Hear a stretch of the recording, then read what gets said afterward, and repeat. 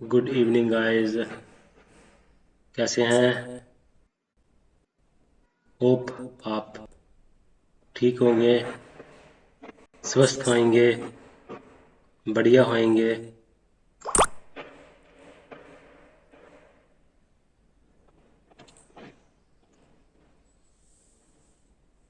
आगे हम बढ़ते हैं गाइस।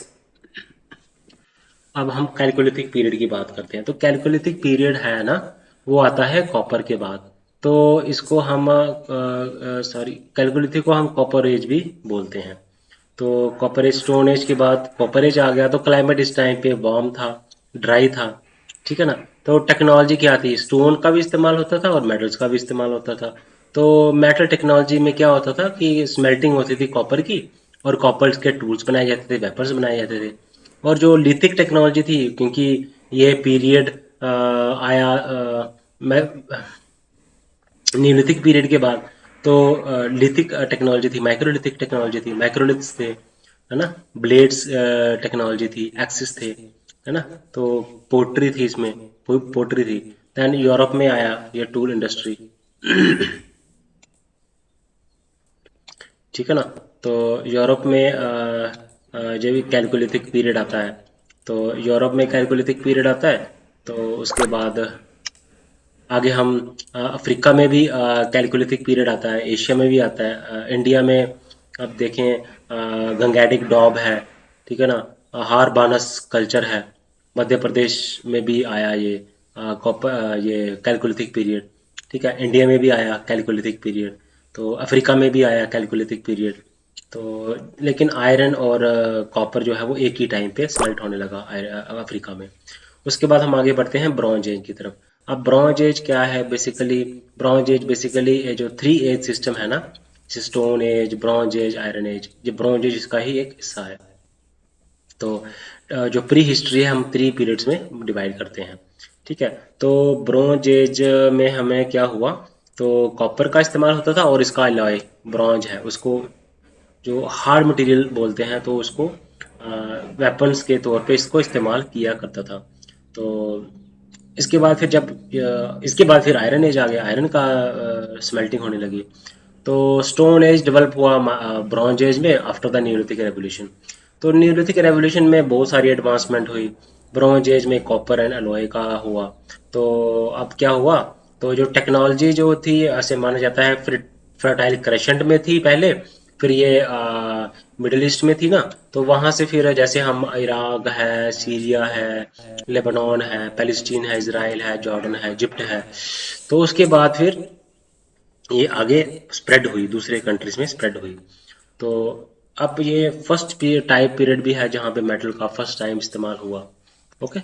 तो उसके बाद फिर हम राइटिंग भी इस टाइम पे आ गई। तो मेसोपोटामिया का जो कल्चर था, और मेसोपोटामिया में किस तरह की राइटिंग थी? क्यूनिफॉर्म राइटिंग थी। इजिप्ट में हीरोग्लाइफिक्स राइटिंग थी। तो ये राइटिंग सिस्टम डेवलप हुआ इसमें ब्रॉन्ज एज में। अब कैरेक्टरिस्टिक्स क्या थी? तो मेडिटेरेनियन रीजन में सिविलाइजेशन का फ्लोरिश होना। तो कल्चर का, ब्रॉन्ज एज में कल्चर का देखो एडवांस हुआ, लैंग्वेज का एडवांस हुआ, राइटिंग का एडवांस हुआ, रिलीजन का एडवांस हुआ, पॉलिटिक्स का हुआ, आर्किटेक्चर का हुआ, वारफेयर का हुआ, ट्रेड का हुआ, ठीक है। तो क्रेडल ऑफ सिविलाइजेशन में इसको हम बोलते हैं ब्रॉन्ज एज, को हम अपीयर हुई क्रेडल ऑफ सिविलाइजेशन में, ठीक है ना। तो वहीं पे मेसोपोटामिया इसी टाइम पे जो है वो फ्लोरिश हुई। तो क्या हुआ, तो व्हील जो था, तो डेवलप होने से क्या हुआ, एनिमल ड्रॉन व्हीकल्स तैयार हो गए, जो एनिमल जो जिनको चलाते थे, ठीक है ना, रोड के ऊपर। ट्रेड हुआ ब्रॉन्ज का, ब्रॉन्ज प्रोडक्ट का, ठीक है ना। तो जो इजिप्टियंस थे, तो वो रिकॉर्ड करते थे अपनी हिस्ट्री हाइरोग्लाइफिक्स के थ्रू, ठीक है ना। तो ब्रॉन्ज एज का फिर इसके बाद टाइम के बाद कलेप्स हुआ। अब कलेप्स क्यों हुआ? तो मेडिटेरेनियन सिविलाइजेशन के साथ इसको जोड़ा जाता है, ठीक है ना। तो कुछ अलग अलग व्यूज हैं सबके, बट कंसेंसस बनती है थोड़ी, कभी नहीं बनती है। तो क्या हुआ कि होल सिविलाइजेशन जितनी भी सिटीज थी डिस्ट्रॉय हो गई, ट्रेड रिलेशंस खत्म हो गए। तो है ना। तो प्राइमरी कॉज क्या था ब्रॉन्ज एज कोलैप्स होने का? ब्रॉन्ज एज कोलैप्स होने का तो अर्थक्वेक्स आए, नेचुरल कैटास्ट्रॉफ आया, क्लाइमेट चेंज हो गए, में ड्राफ्ट आए, फेमिनिन्स आए, तो इंटरनल रेबेलियंस हुए बीच में, ठीक है ना, सी पीपल के द्वारा इन्वेजन हुआ। तो इस तरह से कहा जाता है कि ये उसके बाद फिर मेडिटेरेनियन रीजन डार्क एज में चला गया, ठीक है ना। तो इसमें आयरन जो था वो रिप्लेस किया ब्रॉन्ज है the metal of choice. Diplomatic and trade relations were nearly no existent. उसके बाद फिर क्या हुआ? तो ये आयरन एज जो था फाइनल स्टेज थी, जो हमने थ्री एज डिवीजन की, pre historic and proto historic of human. Pre historic and proto historic में आता है। तो इसके बाद ये ब्रॉन्ज एज की बात आती है और स्टोन एज की भी बात आती है, मतलब पहले स्टोन एज आया फिर। तो ये बेसिकली आयरन एज कहाँ पे यूरोप में अप्लाई की जाता है, एंशंट ईस्ट में अप्लाई की जाती है, ठीक है ना। तो आयरन एज जो है वो वेरी करती है। तो क्या हुआ, आयरन और स्टील क्या थे, ऐसे मानने लगा कि आयरन के टूल्स ज़्यादा स्ट्रॉन्गर हैं, वेपन से सुपीरियर हैं ब्रॉन्ज के इक्विवेलेंट के। तो अब इंडियन सब कॉन्टिनेंट में the iron age is taken in to begin with the iron working painted grey ware culture. Painted grey ware culture India में शुरू हुआ, उसके करस्पॉन्डिंग आयरन एज शुरू हुआ यूरोप में, ठीक है ना। एंड और रेन जब ख़त्म हुआ अशोका का, तो तब ये अ, जो प्रिंटेड ग्रेवियर जो 18th सेंचुरी में शुरू हुआ था, थर्ड सेंचुरी में प्रिंटेड ग्रेवियर का कल्चर खत्म हो गया। तो आयरन एज में क्या हुआ, आयरन और स्मेल्टिंग टेक्निक का हुआ, इसका कास्टिंग करती थी इसकी आयरन की। तो आर्ट में चेंजेस हुई, आर्किटेक्चर्स बड़े डेवलप हुए, रिलीजन फ्लोरिश हुआ, एग्रीकल्चर फ्लोरिश हुआ। तो बिगिनिंग ऑफ द जब हिस्टोरिकल पीरियड ख़त्म हुआ, तो क्या हुआ, रिटन लैंग्वेज और डेवलप हुई, है ना, हिस्टोरिकल रिकॉर्ड्स बनना शुरू हो गए, ठीक है ना। तो आयरन जो था वो इजिप्ट में स्मेल्ट होने लगा, ठीक है ना। चाइना में स्मेल्ट होने लगा आयरन, ठीक है ना। यूरोप में स्मेल्ट होने लगा। तो लाइफस्टाइल कैसी थी? इंडस्ट्रियल रेवोल्यूशन के पहले की बात है। तो एग्रेरियन लाइफस्टाइल था उस टाइम पे, फार्मर्स थे, ठीक है ना। तो विलेजेस थे, गांव थे, ठीक है ना। उसके बाद क्या हुआ, ये हम करते हैं इसकी आयरन एज की बात करते हैं। तो आयरन एज जैसे ही ये हमारा आयरन एज जो है वो कंप्लीट होता है, तो हमने पढ़ा क्या, Palaeolithic period, Mesolithic period, Neolithic period, Chalcolithic period, then bronze age, then iron age. तो आयरन एज के टाइम पे मेसोपोटामियन सिविलाइजेशन का ओरिजिन हुआ। इसके साथ ही जो क्राइडल ऑफ द सिविलाइजेशन है, वो फर्टाइल जो क्रेशेंट है वहाँ पे आयरन एज आई, ठीक है। यूरोप में आयरन एज आई, फिर एशिया में भी आयरन एज आई, ठीक है ना। इससे पहले ब्रॉन्ज एज थी, टूल्स आयरन के ज़्यादा सोफिस्टिकेटेड होते थे, एडवांस ज़्यादा होते थे। कॉपर, ब्रॉन्ज एज में अलॉय है कॉपर का, तो ये ज़्यादा मजबूत माना जाने लगा। तो ये भी जब मेसोपोटामियन सिविलाइजेशन ग्रो कर रहा था, ट्रेड ग्रो कर रहे थे, इजिप्ट की राइटिंग शुरू हो गई थी, और इसमें मेडिटेरेनियन रीजन में भी राइटिंग, मिडिल ईस्ट में भी राइटिंग जो है वो शुरू हो गई थी, राइटिंग डेवलप हो रही थी। तो हिस्टोरिकल रिकॉर्ड्स गैदर करने लगे। तो प्री हिस्टोरिक पीरियड आता है, फिर प्रोटो हिस्टोरिक पीरियड आता है, फिर आगे चीज़ें चलती हैं। तो pre historic and proto historic में ये सिविलाइजेशंस आती हैं। तो थ्री एज सिस्टम है, स्टोन एज, फिर ब्रॉन्ज एज, दैन फिर आयरन एज। तो अलग अलग साइट्स हैं, अलग अलग कल्चर डेवलप हुआ, राइटिंग डेवलप हुई, लैंग्वेज डेवलप हुई, पेंटेड ग्रेवियर डेवलप हुआ, दैन पोट्री डेवलप हुई, व्हील की रेवोल्यूशन हुई, एग्रीकल्चर आया, व्हीट हम बात करते हैं उसकी, आयरन, फायर की डिस्कवरी हुई, टूल्स इस्तेमाल से इस्तेमाल होते गए, माइक्रोलिथिक टूल्स इस्तेमाल होने लगे, सेल्स का इस्तेमाल होने लगा, कंपोजिट टूल्स का इस्तेमाल होने लगा। तो सिविलाइजेशन, फिर एक सिविलाइजेशन दूसरी सिविलाइजेशन जैसे आई, पहली सिविलाइजेशन खत्म हो गई, टूल्स चेंज हो गए और नए टूल्स आना शुरू हो गए। तो ठीक है, तो ये था सारा इसके बारे में डिस्कस हम कर रहे थे। तो अब हम थोड़ा सा चलते हैं, ब्रीफ ओवरव्यू ही करेंगे, जैसे एब्सोल्यूट डेटिंग क्या होती है, ठीक है ना। पैलियो आप देखो, रिलेटिव डेटिंग क्या होती है, तो क्या होता है कि टाइप्स ऑफ डेटिंग, दो तरह की डेटिंग होती है। क्रोनोलॉजी है क्या?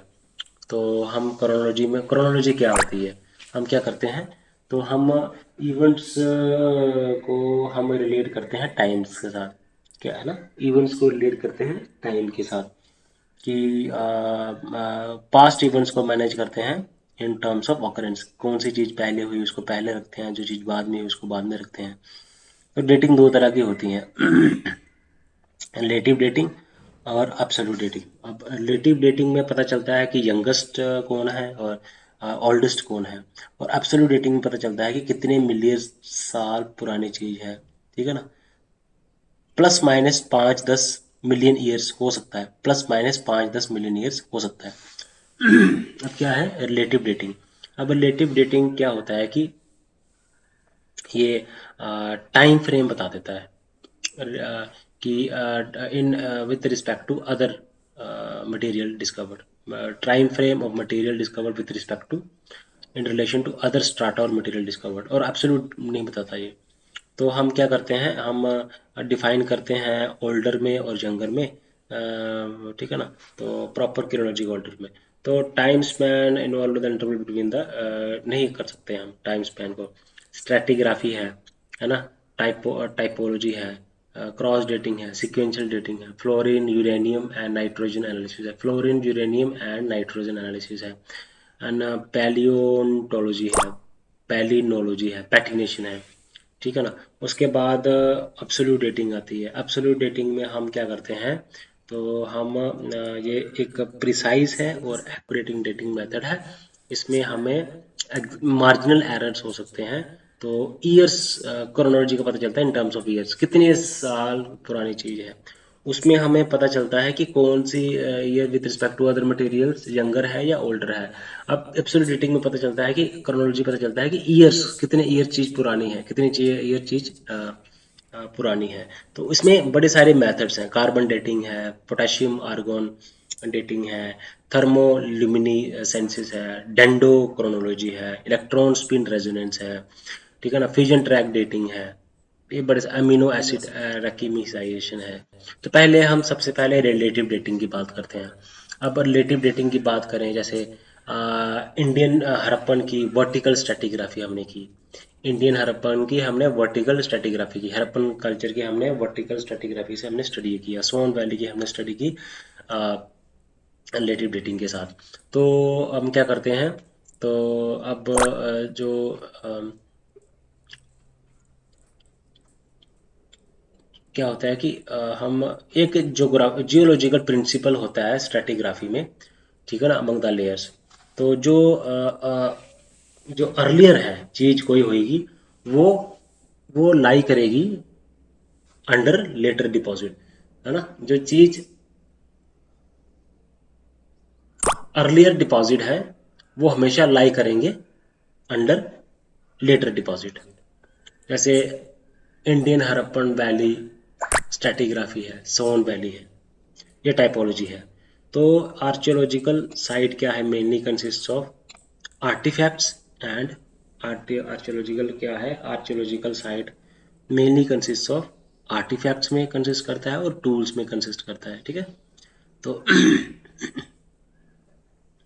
आर्कियोलॉजिकल साइट किसमें कंसिस्ट करता है, आर्टिफैक्ट्स में और टूल्स में। तो टाइपोलॉजी क्या होता है कि टाइपोलॉजी हम क्या करते हैं, टाइल्स को, उसको टूल्स को स्टडी करते हैं, है ना, उसकी फॉर्म को स्टडी करते हैं, शेप को स्टडी करते हैं, है ना। तो जैसे जो सिंपल टूल्स हैं, सिंपलर को एलैबोरेट टूल्स हैं, जहाँ पोरली प्रिजर्व कोई चीज़ है या फिर वेल प्रिजर्व जो की है, क्रूड से हम रिफाइन की तरफ हम पता चलता है। जो चीज़ रिफाइंड फॉर्म में है, क्रूड फॉर्म में है, वो पुरानी है, जो रिफाइंड फॉर्म में है इसका मतलब वो मॉडिफाइड है। वो टाइपोलॉजी उसकी फॉर्म को स्टडी करते हैं, ठीक है ना। तो सिंपल फॉर्म है या फिर पोरली प्रिजर्व्ड है, जहाँ अच्छे से प्रिजर्व की हुई है, तो ये टाइपोलॉजी है। क्रॉस डेटिंग, क्रॉस डेटिंग क्या होता है कि हम क्या करते हैं, आर्टिफैक्ट्स जो हमें मिलते हैं ना डिफरेंट स्ट्रेटिग्राफी लेवल पे, उनकी हम क्या करते हैं, कंपैरिजन करते हैं, ठीक है। तो इसका मतलब यह होगा कि जो आर्टिफैक्ट सिमिलर होंगे, आर्टिफैक्ट सिमिलर होंगे तो आर्टि तो वो हम मुझे मान के चलेंगे कि वो सिमिलर टाइम पीरियड के हैं। ठीक है, जितनी ज़्यादा उनमें सिमिलरिटी होंगी इतना मतलब वो क्लोजर वो उतने एज में होंगे, दैट इज क्रॉस डेटिंग। तो ये भी एक इम्पॉर्टेंट है, टाइपोलॉजी है, स्ट्रैटिग्राफी है, क्रॉस डेटिंग हो गया। उसके बाद सीक्वेंस डेटिंग है। सीक्वेंस डेटिंग में क्या होता है कि आर्टिफैक्ट जो है वो चेंज होता है प्रिडिक्टेबल वेज में, पता चलता है कि इसमें ये चेंजेस होने वाली है। है ना, जैसे डिज़ाइन में चेंजेस होगी, सीक्वेंस में चेंजेस होगी, दैट्स काइंड ऑफ वो हम पता कर सकते हैं। तो ठीक है, तो उसके बाद आता है फ्लोरीन, यूरेनियम, नाइट्रोजन एनालिसिस। तो basic principles of the method is that longer, जब बोन ज़्यादा टाइम तक सॉइल में रहती है ना, तो उसमें फ्लोरीन ज़्यादा होगा, more fluorine will be caught and we can relative date उसकी बचा सकते हैं। ठीक है ना, सेम लेवल पे हैं, exhibit similar fluorine percentage in them. Therefore, the quantity of fluorine remains the same in both kinds of bone. So, the bones acquired from a lower level show more fluorine in them. When the bones remain coming from the upper level, less fluorine in them. ठीक है ना, तो one of the most important technique of relative dating, nitrogen ना fluorine जो है ना, जितना ज़्यादा होएगा, जितना ज़्यादा होएगा, इसका मतलब उतनी ही वो पुरानी चीज़ है। फ्लोरीन इसमें उतनी ही पुरानी चीज़ है, लेकिन नाइट्रोजन जितना कम होएगा, जितना कम होएगा, इसका मतलब उतनी ही वो पुरानी चीज़ है। तो ये आ गया fluorine, uranium and nitrogen analysis. Palaeontology, palaeontology हम क्या करते हैं, palaeontology, palaeontology basically is the study of remains of bones, fossilised remains of bones की स्टडी करते हैं। ठीक है, तो हमें पता चलता है रिलेटिव डेट्स का। तो हम बेसिकली जब हम बोन्स की रिमेन्स मिलती है ना, स्केल्टन्स की रिमेन्स मिलती है, तो उसकी हम स्टडी करते हैं, तो उससे भी हमें पता चलता है रिलेटिव एज का। तो और क्या होता है कि कुछ एनिमल्स जो है ना, माइग्रेट करके, एक्सटेंड करके with the change of climate. तो क्लाइमेट का एक पता चलता है कि क्लाइमेट है तो इसका मतलब प्रेजेंट है, उसकी प्रेजेंस है या नहीं है। ठीक है ना, तो उसके बाद पैलियोंटोलॉजी आ गया। तो उसके बाद पैटिनेशन आता है। पैटिनेशन मीन्स ये भी एक टेक्निक है।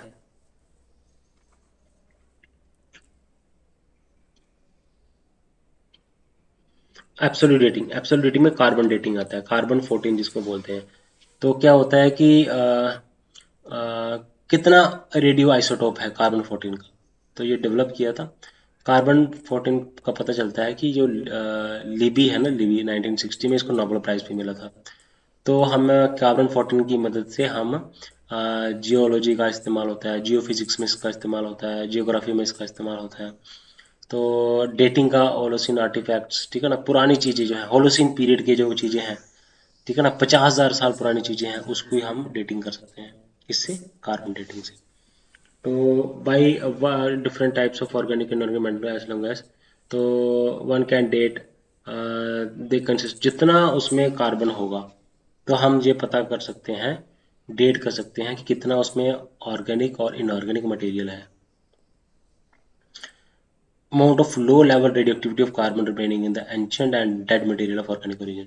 इसका मतलब होता है जितना उसमें कम होगा ना, जितना पुरानी चीज़ होगी इसमें रेडियो एक्टिव कार्बन बहुत ही कम होगा।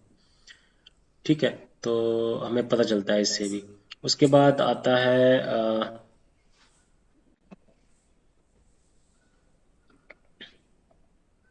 ठीक है, तो डिके ऑफ कार्बन, कार्बन और 14 जैसे डिके हो जाता है, कम जाता है, कम कम कम होता गया, होता गया, होता गया, होता गया। ठीक है ना, तो हाफ लाइफ का पता चलता है। तो रेडियो एक्टिव डेटिंग जो है वो ऑर्गेनिक मटेरियल को हम डेट कर सकते हैं, जो कि 50,000 साल पुराने हैं। तो ये उसके बाद फिर ये लेस प्रिसाइज हो जाता है। Potassium argon dating means Ka40 dating, वो 14 था, ये 40 डेटिंग है। तो ये भी रेडियो एक्टिव मेथड है। तो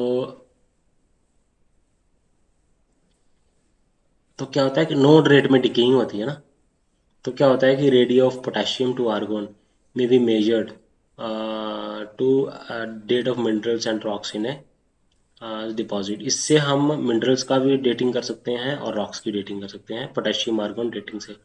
अब जो पहले वाला था उससे हम मटेरियल जो हमारी ऑर्गेनिक मैटर है उसको हम डेट कर सकते हैं।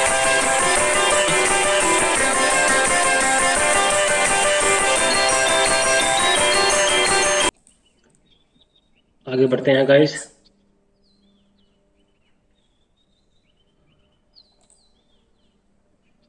ठीक है, तो पोटेशियम आर्गन से भी हम कर सकते हैं डेटिंग।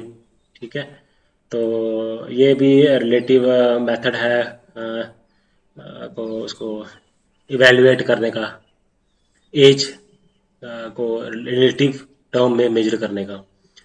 तो ठीक है, तो इसमें रॉक को हम कर सकते हैं मेजर। ठीक है ना। तो date of minerals, the ratio of potassium to argon में भी measure to ascertain the date of minerals का पता चलता है और रॉक्स का पता चलता है डिपॉजिट्स में। ठीक है, तो अर्थ क्रस्ट जो है वो, the method is also a radio active method. तो ठीक है, तो ये मेथड के हम क्या कर सकते हैं, मिनरल्स का हम डेट निकाल सकते हैं, रॉक्स की हम डेट्स निकाल सकते हैं। ठीक है, तो ये रॉक्स एंड मिनरल्स की डेट के लिए हम निकाल सकते हैं। तो उसके बाद आता है थर्मो लुमिनिसेंसिस। थर्मो लुमिनिसेंसिस जो था ऑक्सफोर्ड रिसर्च लेबोरेटरी में इसको किया। तो इसमें क्या होता है कि पोट्री में कितना हीट किया है। तो heat objects as pottery that have been heated in the past can be dated by the measurement of their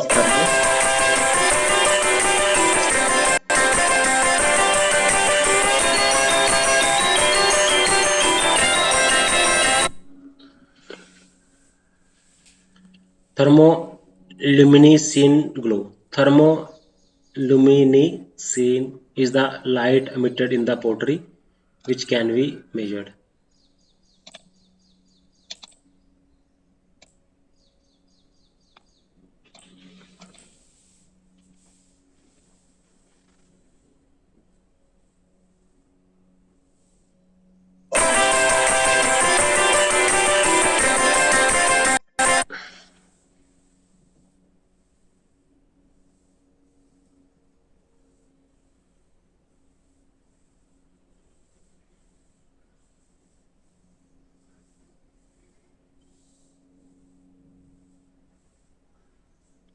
तो जितने भी ऑब्जेक्ट्स हैं, है ना, जैसे पोइट्री है, तो पास्ट में कितनी हीट हुई है, तो उसमें पता चल जाता है थर्मोल्यूमिनेसेंस ग्लो का। Light emitted in the pottery which can be measured। ठीक है, दैट इज थर्मोल्यूमिनेसेंस। फिर उसके बाद हम करते हैं डेंडोक्रोनोलॉजी। डेंडोक्रोनोलॉजी क्या होता है, तो ट्री रिंग एनालिसिस, है ना।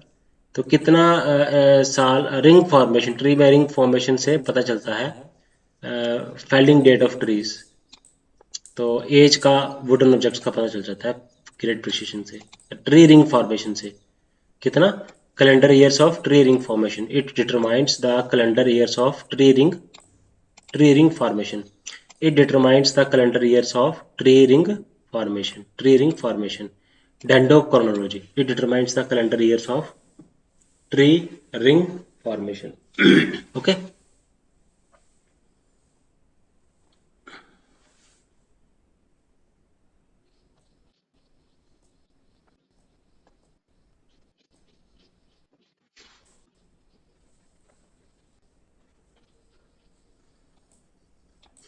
डेंडोक्रोनोलॉजी। तो उसके बाद आता है इलेक्ट्रॉन स्पिन रेजोनेंस। ये भी एक इम्पॉर्टेंट मेथड्स है। ठीक है, तो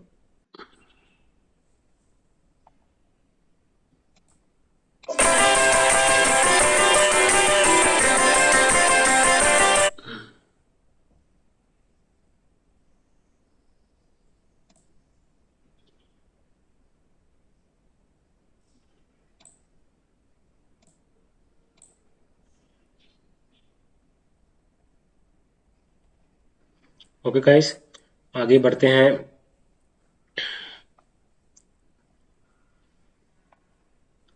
तो ये कुछ मेथड्स हैं जिनको आपने लर्न करना है कि कौन सा एब्सोल्यूट मेथड है, कौन सा रिलेटिव मेथड है। ठीक है ना। जैसे स्ट्रैटिग्राफी हो गया, है ना। स्ट्रैटिग्राफी हो गया रिलेटिव मेथड, फिर आ गया टाइपोलॉजी आ गया, ठीक है। उसके बाद क्रॉस डेटिंग आ गया, ठीक है ना। उसके बाद फ्लोरीन यूरेनियम नाइट्रोजन एनालिसिस आ गया, पैलियो एंटोलॉजी आ गया, ठीक है ना। और एब्सोल्यूट डेटिंग में आ गया carbon, radio carbon carbon dating आ गया, potassium argon dating, thermoluminescence है ना। डेंडोक्रोनोलॉजी है। तो ये चार मेथड्स आप कर ले एब्सोल्यूट डेटिंग में, ठीक है। और ऐसे इसके अलावा और भी मेथड्स हैं, बट आप चार कर लेंगे तो that is more than enough.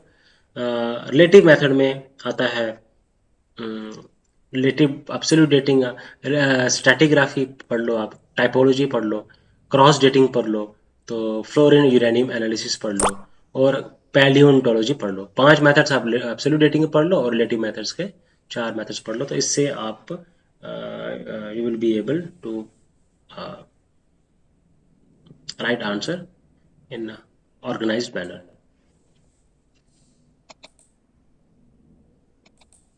ठीक है। तो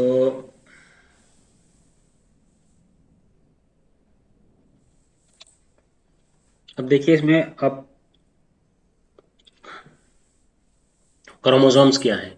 क्रोमोसोम्स में क्या होता है, क्रोमोसोम्स में जीन्स के पैकेजेस होते हैं। क्रोमोसोम्स क्या है, basically package of jeans.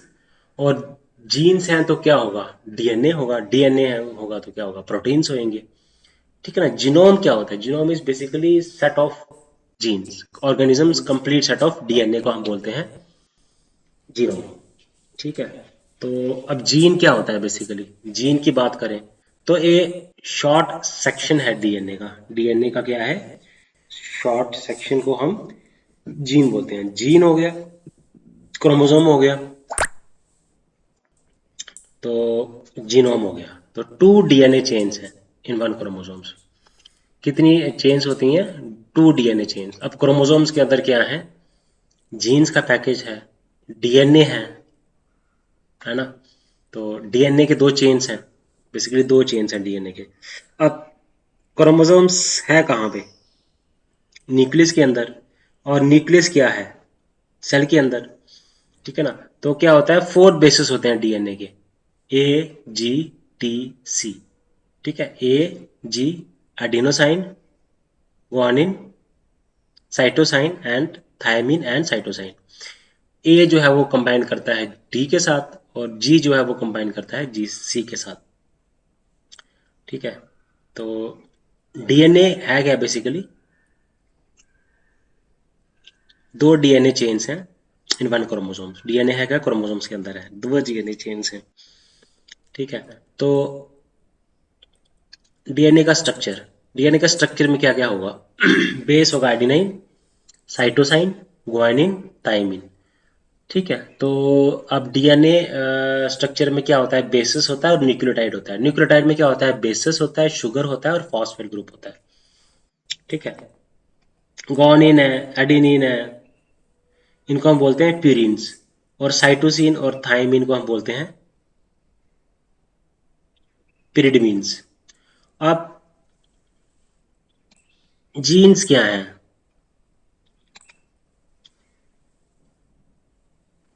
Chromosomes है क्या, बेसिकली पैकेज ऑफ जीन्स। अब इसको कैसे डिफाइन करेंगे।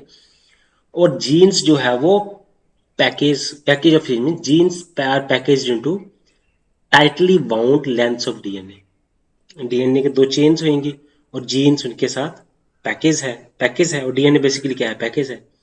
और क्रोमोसोम्स हो गया, क्रोमोसोम के अंदर कितने क्रोमोसोम्स होते हैं, 23 पेयर्स ऑफ क्रोमोसोम्स होते हैं। सेक्स क्रोमोसोम्स पता चलता है हमें एक्स या वाई से, कि weather person is a x female, और फीमेल का पता हमें चलता है कि सेक्स क्रोमोसोम्स जो हमने आइडेंटिफाई किया वो एक्स है या वाई है। तो टू पेयर जो क्रोमोसोम्स होते हैं उनको हम बोलते हैं ऑटोसोम्स, होमोलोगस क्रोमोसोम्स बोलते हैं। ऑटोसोम्स क्रोमोसोम्स को हम होमोलोगस क्रोमोसोम्स बोलते हैं, ठीक है। Two chromosomes in the same pair are called as homologous chromosomes. One member of each chromosome pair is from mother. एक पेयर जो होता है क्रोमोसोम का वो मदर से होता है, the other is from the father. तो फादर और mother transmit each of the two chromosome with equal probability. Equal probability होती है कि एक क्रोमोसोम का एक हिस्सा जो है वो जो दो है ना डीएनए, तो एक का किससे जाता है, मदर से जाता है, और एक फादर से जाता है क्रोमोसोम्स। ठीक है, तो दो पेयर है chromosomes, one member of each pair, each chromosome pair. जो body is a made of cell, body हमारी सेल से बनी हुई है। तो सेल के अंदर क्या है, क्रोमोसोम्स। और क्रोमोसोम्स क्या है, पैकेज ऑफ डीएनए। और डीएनए क्या है, बेसिकली डीएनए के अंदर क्या है, जीन्स।